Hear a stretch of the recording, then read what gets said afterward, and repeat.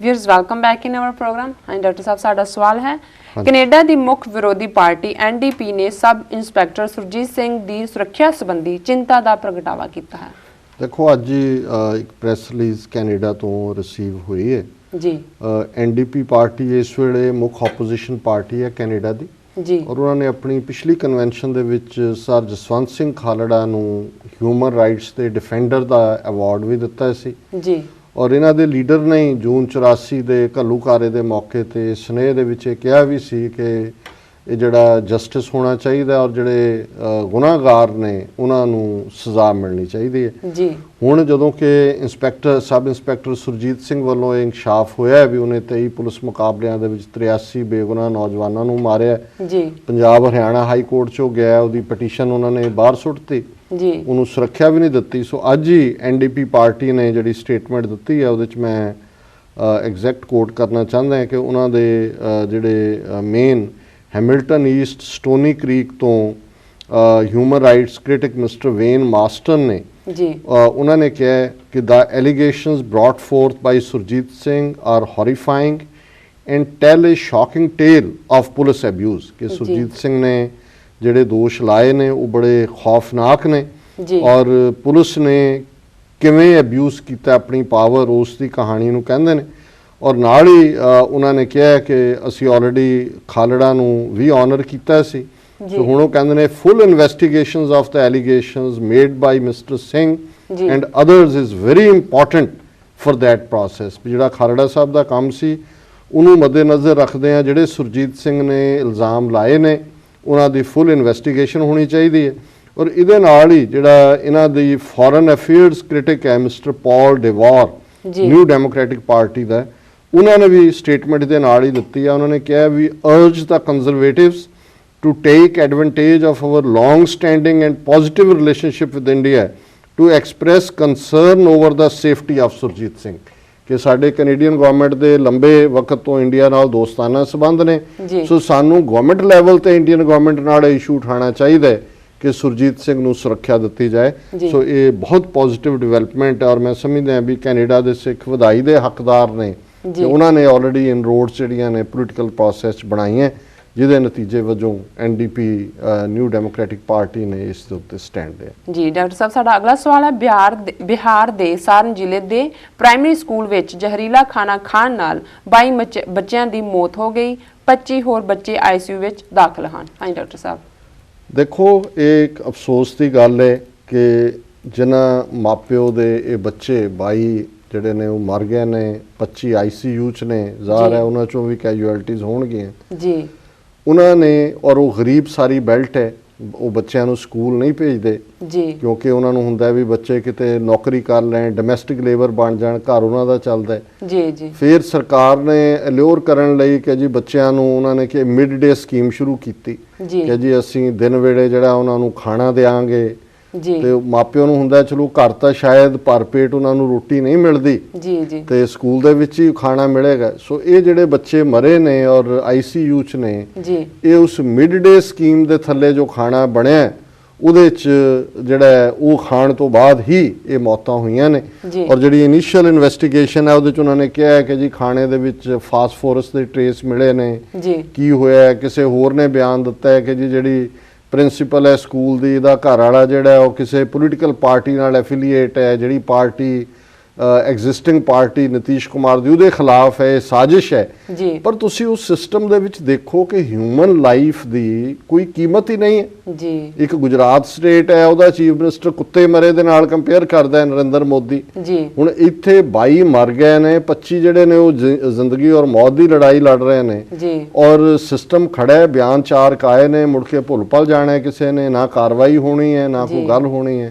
So what ए पिटी, किस किस्म का ये देश है, किस किस्म का ये सभ्याचार है जिथे इंसानी जिंदगी इन्हां दा धर्म और पढ़ गए बड़ी उत्तम जूनी और 84 लाख जूनिया चो मिले पर तुसी ट्रीट की कर रहे हो एक एवरेज अपने सिटीजन नूं, अपने ह्यूमन बीइंग। जी जी बिल्कुल डॉक्टर साहब। साडा अगला सवाल है श्रोमणी गुरुद्वारा प्रबंधक कमेटी के प्रधान अवतार सिंह मक्कड़ ने कहा है कि नानकशाही कैलेंडर विच कोई भी सोध नहीं की जाएगी। हाँ डॉक्टर साहब, तुसी की कहना चाहते इस बारे? देखो जिथे अवतार सिंह मक्कड़ वर्गे लोग कौम की अगवाई दे लई अगे होण ਜੀ ਉੱਥੇ ਤੁਸੀਂ ਕੀ ਐਕਸਪੈਕਟ ਕਰ ਸਕਦੇ ਹੋ। ਜੀ ਜੀ ਅਜੇ ਇੱਕ ਦਿਨ ਪਹਿਲਾਂ ਕੱਲ ਦੀਆਂ ਅਖਬਾਰਾਂ 'ਚ ਜਥੇਦਾਰ ਅਕਾਲ ਤਖਤ ਸਾਹਿਬ ਦਾ ਬਠਿੰਡਾ ਦੀ ਰੇਟ ਲਾਈਨ ਦੇ ਨਾਲ ਬਿਆਨ ਲੱਗਾ ਹੋਇਆ, ਜਿੱਥੇ ਉਹ ਗੁਰਦੁਆਰਾ ਕਮੇਟੀਆਂ ਜਥੇਬੰਦੀਆਂ ਦੇ ਨੁਮਾਇੰਦਿਆਂ ਨੂੰ ਮਿਲੇ ਔਰ ਹੈਡਲਾਈਨ ਹੀ ਖਬਰ ਦੀ ਇਹ ਸੀ ਕਿ ਨਾਨਕਸ਼ਾਹੀ ਕੈਲੰਡਰ ਕੋਈ ਗੁਰਬਾਣੀ ਨਹੀਂ ਹੈ ਕਿ ਜਿਹਦੇ 'ਚ ਸੋਧ ਨਹੀਂ ਹੋ ਸਕਦੀ। ਜੀ ਉੱਥੇ ਉਹਨਾਂ ਨੂੰ ਐਸ਼ੋਰ ਕਰਦੇ ਨੇ ਕਿ ਜਿਹੜੀ ਪੰਜ ਸਿੰਘ ਸਾਹਿਬਾਨ ਦੀ ਮੀਟਿੰਗ ਹੋਏਗੀ ਜੀ ਉਹਦੇ 'ਚ ਅਸੀਂ ਇਸ ਬਾਰੇ ਫਰਦਰ ਇੱਕ ਵਿਦਵਾਨਾਂ ਦੀ ਕਮੇਟੀ ਬਣਾਵਾਂਗੇ। ਜੀ ਤੇ ਹੰਕਾਰਿਆ ਮੱਕੜ ਇਹ ਕਹਿੰਦਾ ਹੈ ਕਿ ਜੀ ਐਵੇਂ 3-4 ਅਗਿਆਨੀ ਜੇ ਬੰਦਿਆਂ ਦੇ ਵਿਰੋਧ ਤੋਂ ਬਿਨਾਂ ਤਾਂ ਕਿਸੇ ਠੋਸ ਕਦੇ ਜਥੇਬੰਦੀ ਨੇ ਵਿਰੋਧ ਹੀ ਨਹੀਂ ਕੀਤਾ।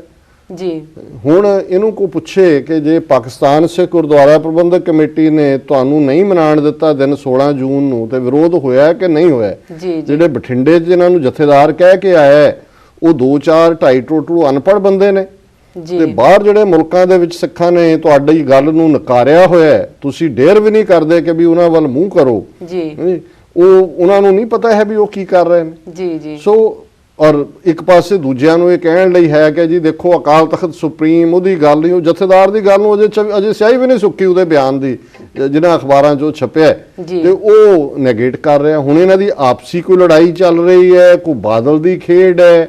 ਹੁਣ ਉਹ ਜਥੇਦਾਰ RSS ਦੇ ਖਾਤੇ 'ਚੋਂ ਨਿਕਲ ਆਇਆ, ਇਹ RSS ਤੋਂ ਪੈਸੇ ਲੈਣ ਲੱਗ ਗਿਆ। ਕੀ ਹੈਗਾ ਕਹਾਣੀ? ਲੇਕਿਨ ਮਤਲਬ ਕੀ ਜੋਕ ਬਣਾ ਦਿੱਤਾ ਇਹਨਾਂ ਨੇ ਕਿ ਜਿਹੜਾ ਸਾਡਾ ਮਾਣ ਸੀ ਵੱਖਰੀ ਆਈਡੈਂਟੀਟੀ ਦਾ ਕੈਲੰਡਰ, ਉਸ ਦਾ ਕੀ ਹਾਲ ਕਰ ਦਿੱਤਾ ਔਰ ਇਹਨੂੰ ਹੁਣ ਫੁੱਟਬਾਲ ਬਣਾਇਆ ਹੋਇਆ। ਪਹਿਲਾਂ ਇਹਨੂੰ RSS ਤੇ ਸਿੱਖਾਂ ਦੇ ਵਿਚਾਲੇ ਫੁੱਟਬਾਲ ਸੀ, ਹੁਣ ਮੱਕੜ ਤੇ ਜਥੇਦਾਰ ਸਾਹਿਬ ਦੇ ਵਿਚਾਲੇ ਫੁੱਟਬਾਲ ਹੈ। ਔਰ ਇਸ ਸਾਰੇ ਦੇ ਵਿੱਚ ਜਿਹੜੀ ਸਾਡੀ ਯੂਨੀਕਨੈਸ ਹੈ ਕੈਲੰਡਰ ਦੀ ਔਰ ਜਿਹੜਾ ਸਾਡਾ ਪ੍ਰਾਈਡ ਸੀ ਉਹਨੂੰ ਇਹ ਮਿੱਟੀ ਕੱਟੇ ਰੋਲ ਰਹੇ ਨੇ। ਸ਼ਰਮ ਆਉਣੀ ਚਾਹੀਦੀ ਹੈ। ਜੀ ਜੀ ਜੀ ਡਾਕਟਰ ਸਾਹਿਬ ਤੁਹਾਡਾ ਬਹੁਤ ਬਹੁਤ ਸ਼ੁਕਰੀਆ, ਤੁਸੀਂ ਸਵਾਲਾਂ ਦੇ ਜਵਾਬ ਸਾਡੇ ਦਰਸ਼ਕਾਂ ਨਾਲ ਸਾਂਝੇ ਕੀਤੇ। ਤੇ ਹੁਣ ਸਾਡੇ ਦਰਸ਼ਕਾਂ ਨੂੰ ਦੱਸੋ ਅੱਜ ਦਾ ਵਿਚਾਰ। ਅੱਜ ਦੇ ਵਿਚਾਰ ਲਈ ਅਸੀਂ ਭਾਈ ਗੁਰਦਾਸ ਜੀ ਦੇ 18 ਨੰਬਰ ਕਵਿਤ ਨੂੰ ਚੁਣਿਆ ਜੀ ਔਰ ਇਹ ਕਵਿਤ ਹੈ ਦਰਸ ਧਿਆਨ ਦਿਬ ਦ੍ਰਿਸ਼ਟ ਪ੍ਰਗਾਸ ਭਈ ਕਰਣਾ ਕਟਾਚ ਦਿਬ ਦੇ ਪਰਵਾਨ ਹੈ ਸ਼ਬਦ ਸੁਰਤ ਲਿਵ ਬਜਰ ਕਪਾਟ ਖੁੱਲੇ ਪ੍ਰੇਮ ਰਸ ਰਸਨਾ ਕੈ ਅੰਮ੍ਰਿਤ ਨਿਧਾਨ ਹੈ ਚਰਨ ਕਮਲ ਮਕਰੰਦ ਬਾਸਨਾ ਸੁਬਾਸ ਹਸਤ ਪੂਜਾ ਪ੍ਰਣਾਮ ਸਫਲ ਸੋ ਗਿਆਨ ਹੈ अंग अंग बिसम ਸਰਬੰਗ में समाये है मन मनसा थकत ब्रह्म ਧਿਆਨ ਹੈ। ਜੀ ਇਸ ਕਵਿਤ ਦੇ ਵਿੱਚ ਭਾਈ ਸਾਹਿਬ ਫਰਮਾਉਂਦੇ ਨੇ ਕਿ ਜਦੋਂ ਨਿਰੰਕਾਰ ਦੇ ਨਾਲ ਇਕਮਿਕ ਹੋ ਜਾਈਏ ਜੀ ਤੇ ਜੀਵਨ ਦੇ ਵਿੱਚ ਕੀ ਤਬਦੀਲੀ ਹੁੰਦੀ ਹੈ। ਜੀ ਜੀ ਮਨੁੱਖਾ ਜੀਵਨ ਉਹੀ ਹੈ, ਮਨੁੱਖੀ ਦੇਹ ਉਹੀ ਹੈ, ਉਹਨੂੰ ਦੁਨਿਆਵੀ ਐਸ਼ੋ ਇਸ਼ਰਤ ਦੇ ਵਿੱਚ ਵੀ ਗਵਾਇਆ ਜਾ ਸਕਦਾ ਹੈ। ਜੀ ਕਾਮ ਕ੍ਰੋਧ ਕਾਇਆ ਕੋ ਗਾਲੇ ਜਿਉ ਕੰਚਨ ਸੁਹਾਗਾ ਢਾਲੇ। ਜੇ ਅਸੀਂ ਲਸਟ ਦੇ ਵਿੱਚ ਮੈਡਨੈਸ ਦੇ ਵਿੱਚ ਪਲਚ ਪਲਚ ਸਗਲੀ ਮੂਈ ਝੂਠੇ ਤੰਦੇ ਮੋਹ ਉਸ ਦੇ ਵਿੱਚ ਆਪਣੇ ਜੀਵਨ ਨੂੰ ਗੁਜ਼ਾਰਦੇ ਹਾਂ ਤੇ ਜੀਵਨ ਨੇ ਤਾਂ ਗੁਜ਼ਰ ਜਾਣਾ ਹੈ, ਵਕਤ ਨੇ ਤਾਂ ਨਹੀਂ ਰੁਕਣਾ ਹੈ। ਜਿਵੇਂ ਭਾਈ ਸਾਹਿਬ ਭਾਈ ਵੀਰ ਸਿੰਘ ਹੋਰਾਂ ਨੇ ਇੱਕ ਥਾਂ ਕਿਹਾ ਕਿ ਰਹੀ ਵਾਸਤੇ ਘੱਤ ਸਮੇਂ ਨੇ ਇੱਕ ਨਾ ਮੰਨੀ ਫੜ ਫੜ ਰਹੀ ਤਰੀਕ ਸਮੇਂ ਖਿਸਕਾਈ ਕੰਨੀ।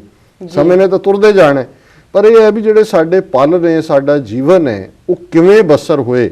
ਸੋ ਭਾਈ ਸਾਹਿਬ ਫਰਮਾਉਂਦੇ ਨੇ ਦਰਸ ਧਿਆਨ, ਜੇ ਸਾਡਾ ਅੰਦਰਲਾ ਧਿਆਨ ਉਸ ਵਾਹਿਗੁਰੂ ਦੇ ਦਰਸ਼ਨਾਂ ਦੇ ਉੱਤੇ, ਵਾਹਿਗੁਰੂ ਨੂੰ ਮਹਿਸੂਸ ਕਰਨ ਦੇ ਉੱਤੇ, ਵਾਹਿਗੁਰੂ ਨੂੰ ਸਮਰਪਿਤ ਹੋਇਆ ਬੀਤੇ ਦਿਵ ਦ੍ਰਿਸ਼ਟ ਪ੍ਰਗਾਸ ਭਈ। ਫਿਰ ਦਿਵ ਦ੍ਰਿਸ਼ਟ ਕਹਿੰਦੇ ਨੇ ਡਿਵਾਈਨ ਲਾਈਟ, ਉਹ ਰੱਬ ਦੀ ਜੋਤ ਜਿਹੜੀ ਹੈ ਉਹ ਸਾਡੇ ਅੰਦਰ ਪ੍ਰਵੇਸ਼ ਕਰੇਗੀ, ਪ੍ਰਗਾਸ ਪਾਏਗੀ। ਦਰਸ ਧਿਆਨ ਦਿਵ ਦ੍ਰਿਸ਼ਟ ਪ੍ਰਗਾਸ ਭਈ, ਤੇ ਜਦੋਂ ਉਸ ਵਾਹਿਗੁਰੂ ਦੀ ਜੋਤ ਸਾਡੇ ਅੰਦਰ ਬਿਰਾਜਮਾਨ ਹੋਏਗੀ, ਕਰੁਣਾ ਕਟਾਚ, ਕਟਾਸ਼ ਨਜ਼ਰ ਨੂੰ ਕਹਿੰਦੇ ਨੇ, ਫਿਰ ਉਸ ਦੀ ਸਵੱਲੀ ਨਜ਼ਰ ਸਾਡੇ ਤੇ ਟਿਕੇਗੀ। ਜੀ ਜੀ ਨਿਰੰਕਾਰ ਦੀ ਮਿਹਰਾਂ ਭਰੀ ਨਜ਼ਰ ਜਿਹੜੀ ਮਿਹਰ ਭਰੀ ਉਹ ਸਾਡੇ ਵਜੂਦ ਦੇ ਉੱਤੇ ਟਿਕੇਗੀ। ਦਿਬ ਦੇ ਪਰਵਾਨ ਹੈ, ਫਿਰ ਜਿਹੜੀ ਸਾਡੀ ਮਾਦੀ ਦੇਹ ਹੈ, ਮਟੀਰੀਅਲ ਦੇਹ ਹੈ, ਇਹ ਮਾਦੀ ਨਹੀਂ ਰਹੇਗੀ, ਇਹ ਡਿਵਾਈਨ ਬਣ ਜਾਏਗੀ, ਇਹ ਰੱਬੀ ਦੇਹ ਬਣ ਜਾਏਗੀ, ਕਿਉਂਕਿ ਰੱਬ ਦੀ ਜੋਤ ਦਾ ਇਸ ਪ੍ਰਕਾਸ਼ ਹੋਏਗਾ। ਤਾਂ ਫਿਰ ਉਹਦਾ ਕੀ ਅਸਰ ਹੋਏਗਾ? ਸ਼ਬਦ ਸੁਰਤ ਲਿਵ ਬਜਰ ਕਪਾਟ ਖੁੱਲੇ। ਕਿ ਸਾਡੀ ਸੁਰਤ ਵਾਹਿਗੁਰੂ ਦੇ ਸ਼ਬਦ ਵਿੱਚ ਟਿਕ ਜਾਏਗੀ ਜੀ ਤੇ ਉਸ ਦੇ ਨਾਲ ਜਿਹੜੇ ਸਾਡੇ ਇਗਨੋਰੈਂਸ ਦੇ, ਅਗਿਆਨਤਾ ਦੇ ਬਹੁਤ ਕੱਸ ਕੇ ਭੀੜੇ ਹੋਏ, ਜੰਗਾਲੇ ਹੋਏ ਦਰਵਾਜ਼ੇ ਨੇ, ਜੀ ਬਜਰ ਕਪਾਟ ਨੇ, ਉਹ ਖੁੱਲ ਜਾਣਗੇ ਜਦੋਂ ਜੀ। ਸੁਰਤ ਸ਼ਬਦ ਦੇ ਨਾਲ ਜੁੜੇਗੀ। ਜਿਹਨੂੰ ਗੁਰੂ ਨਾਨਕ ਸਾਹਿਬ ਨੇ ਸਿੱਧਾਂ ਨੂੰ ਇਹੀ ਗੱਲ ਕਹੀ ਸੀ ਕਿ ਭਈ ਸਾਡਾ ਰਸਤਾ ਤਾਂ ਇਹ ਹੈ ਜੀ ਕਿ ਜੈਸੇ ਜਲ ਮੈਂ ਕਮਲ ਨਿਰਾਲਮ, ਮੁਰਗ ਆਈ ਨੈਸਾਣੈ, ਸੁਰਤ ਸ਼ਬਦ ਭਵ ਸਾਗਰ ਤਰੀਏ, ਨਾਨਕ ਨਾਮ ਵਖਾਣੇ। ਕਿ ਸੁਰਤ ਸ਼ਬਦ ਦੇ ਵਿੱਚ ਜਦੋਂ ਟਿਕ ਜਾਂਦੀ ਹੈ, ਸ਼ਬਦ ਸੁਰਤ ਲਿਵ ਬਜਰ ਕਪਾਟ ਖੁੱਲੇ, ਪ੍ਰੇਮ ਰਸ ਰਸਨਾ ਕੈ ਅੰਮ੍ਰਿਤ ਨਿਦਾਨ ਹੈ। ਜੀ ਤੇ ਫਿਰ ਸਾਰੇ ਹਿਰਦੇ ਚੋਂ ਪ੍ਰੇਮ ਦਾ ਰਸ, ਪਿਆਰ ਦਾ ਰਸ ਫੁੱਟਦਾ, ਅੰਮ੍ਰਿਤ ਦਾ ਖਜ਼ਾਨਾ, ਨਿਦਾਨ ਟ੍ਰੇਜਰ ਨੂੰ ਕਹਿੰਦੇ ਨੇ। ਅੰਮ੍ਰਿਤ ਦਾ ਖਜ਼ਾਨਾ ਮਤਲਬ ਵਾਹਿਗੁਰੂ ਸਾਡੇ ਵਜੂਦ ਦੇ ਵਿੱਚ ਆ ਵਸਦਾ ਤੇ ਫਿਰ ਚਰਨ ਕਮਲ ਮਕਰੰਦ ਬਾਸਨਾ ਸੁਬਾਸ, ਫਿਰ ਉਸ ਖੁਸ਼ਬੂਦਾਰ ਵਾਹਿਗੁਰੂ ਦੀ ਹੋਂਦ, ਉਹਦੇ ਚਰਨ ਕਮਲ ਸਾਡੇ ਅੰਦਰ ਟਿਕ ਜਾਂਦੇ ਨੇ। ਸਾਡੇ ਚੋਂ ਵਾਹਿਗੁਰੂ ਦੇ ਪਿਆਰ ਦੀ ਖੁਸ਼ਬੂ ਦਾ ਅਹਿਸਾਸ ਹੁੰਦਾ। ਹਸਤ ਪੂਜਾ ਪ੍ਰਣਾਮ ਸਫਲ ਸੋ ਗਿਆਨ ਹੈ। ਸਾਡੇ ਜਿਹੜੇ ਹੱਥ ਨੇ ਜੀ ਉਹ ਜੁੜ ਕੇ ਰੱਬ ਦੀ ਯਾਦ ਨੂੰ ਸਮਰਪਿਤ ਹੋ ਕੇ ਅਰਦਾਸ ਦੇ ਵਿੱਚ, ਰਜ਼ੋਈ ਦੇ ਵਿੱਚ, ਗੁਜ਼ਾਰਿਸ਼ ਦੇ ਵਿੱਚ ਜੀ ਜਿਹੜੇ ਨੇ ਉਹ ਹੱਥ ਵੀ ਸਫਲ ਹੋਣਗੇ। ਤੇ ਫਾਈਨਲੀ ਉਹਨਾਂ ਨੇ ਕਿਹਾ ਅੰਗ ਅੰਗ ਬਿਸਮ ਸਰਬੰਗ ਮੈਂ ਸਮਾਏ ਭੈ। ਜੀ ਫਿਰ ਉਹ ਵਾਹਿਗੁਰੂ ਸਾਰੀ ਹੋਂਦ ਵਿੱਚ ਇਸ ਤਰ੍ਹਾਂ ਵਸ ਜਾਂਦਾ ਹੈ ਕਿ ਰੋਮ ਚੋਂ, every hair of the body, every hair follicle, ਜੀ ਅੰਗ ਅੰਗ ਬਿਸਮ, ਉਸ ਦੇ ਵਿੱਚ ਉਹ ਗਲੋਰੀਅਸ ਵਾਹਿਗੁਰੂ ਦੀ ਰੋਸ਼ਨੀ ਹਰ ਅੰਗ ਅੰਗ ਚੋਂ, ਸਾਡੇ ਰੋਮ ਚੋਂ ਉਸ ਦਾ ਪਿਆਰ ਫੁੱਟਦਾ ਹੈ। ਮਨ ਮਨਸਾ ਥਕਤ, ਮਨ ਦੀਆਂ ਮਨਸ਼ਾਵਾਂ, ਡਿਜ਼ਾਇਰਸ ਖਤਮ ਹੋ ਜਾਂਦੀਆਂ ਨੇ। ਜੀ ਮਨ ਦੇ ਵਿੱਚ ਕੋਈ ਇੱਛਾ, ਕੋਈ ਚਾਹਨਾ, ਕੋਈ ਭੁੱਖ, ਕੋਈ ਇਸ ਕਿਸਮ ਦਾ ਵਿਕਾਰ ਜਨਮ ਨਹੀਂ ਲੈਂਦਾ। ਮਨ ਮਨਸਾ ਥਕਤ, ਬ੍ਰਹਮ ਧਿਆਨ ਹੈ। ਫਿਰ ਚਤੇ ਪੈਰ ਉਸ ਵਾਹਿਗੁਰੂ ਦੇ ਵਿੱਚ ਸਾਡਾ ਧਿਆਨ ਜੁੜਿਆ ਰਹਿੰਦਾ ਹੈ। ਔਰ ਇਸ ਨੂੰ ਹੀ ਕਹਿੰਦੇ ਨੇ ਸਾਸ ਸਾਸ ਸਿਮਰੋ ਗੋਬਿੰਦ, ਮਨ ਅੰਤਰ ਕੀ ਉਤਰੇ ਚਿੰਨ। ਜੀ। ਕਿ ਫਿਰ ਸਵਾਸ ਸਵਾਸ ਵਾਹਿਗੁਰੂ ਦਾ ਸਿਮਰਨ ਸਾਡੇ ਰੋਮਾਂ ਚੋਂ, ਸਾਡੇ ਵਜੂਦ ਚੋਂ, ਸਾਡੀ ਸਾਰੀ ਹੋਂਦ ਚੋਂ, ਹਸਤੀ ਚੋਂ। ਜੀ ਫਿਰ ਜੇ ਆਰਾ ਚੱਲਦਾ ਹੈ ਭਾਈ ਮਤੀ ਦਾਸ ਦੇ ਸਿਰ ਤੇ, ਦੋ ਟੁਕੜੇ ਹੋ ਜਾਂਦੇ ਨੇ ਤੇ ਦੋਨਾਂ ਚੋਂ ਜਪਜੀ ਦੀਆਂ ਪੌੜੀਆਂ ਆ ਰਹੀਆਂ ਨੇ। ਜੇ ਖੋਪਰੀ ਉਤਰ ਰਹੀ ਹੈ ਜੀ ਤੇ ਫਿਰ ਉਹ ਚਤੇ ਪੈਰ ਰੋਮ ਚੋਂ ਸਿਮਰਨ ਚੱਲ ਰਿਹਾ ਹੈ। ਜੀ ਸੋ ਇਹ ਅੱਜ ਦਾ ਵਿਚਾਰ ਹੈ। ਜੀ ਡਾਕਟਰ ਸਾਹਿਬ, ਤੁਹਾਡਾ ਬਹੁਤ-ਬਹੁਤ ਸ਼ੁਕਰੀਆ। ਤੁਸੀਂ ਸਾਡੇ ਦਰਸ਼ਕਾਂ ਨਾਲ ਅੱਜ ਦਾ ਵਿਚਾਰ ਸਾਂਝਾ ਕੀਤਾ ਤੇ ਹੁਣ ਇੱਥੇ ਅਸੀਂ ਲੈਂਦੇ ਹਾਂ ਆਪਣੇ ਵੀਅਰਸ ਕੋਲ ਇਜਾਜ਼ਤ। ਵੀਰ, ਤੁਸੀਂ ਸਾਡੇ ਪ੍ਰੋਗਰਾਮ ਨੂੰ ਇਸ ਤਰ੍ਹਾਂ ਹੀ ਦੇਖਦੇ ਰਹੋ ਤੇ ਤੁਸੀਂ ਆਪਣੇ ਸੋਹਣੇ ਸੁਝਾਅ ਤੇ ਰਾਏ ਸਾਨੂੰ ਇਸ ਤਰ੍ਹਾਂ ਸਾਡੇ ਇਸ ਪਤੇ ਤੇ ਲਿਖਦੇ ਰਹੋ sos@tvh4.tv ਤੇ ਅਸੀਂ ਆਪਣਾ ਪ੍ਰੋਗਰਾਮ ਲੈ ਕੇ ਤੁਹਾਡੇ ਫੇਰ ਰੂਬਰੂ ਹੋਵਾਂਗੇ। ਤਦ ਤੱਕ ਲਈ ਸਾਨੂੰ ਆਗਿਆ ਦਿਓ। ਵਾਹਿਗੁਰੂ ਜੀ ਕਾ ਖਾਲਸਾ, ਵਾਹਿਗੁਰੂ ਜੀ ਕੀ ਫਤਿਹ।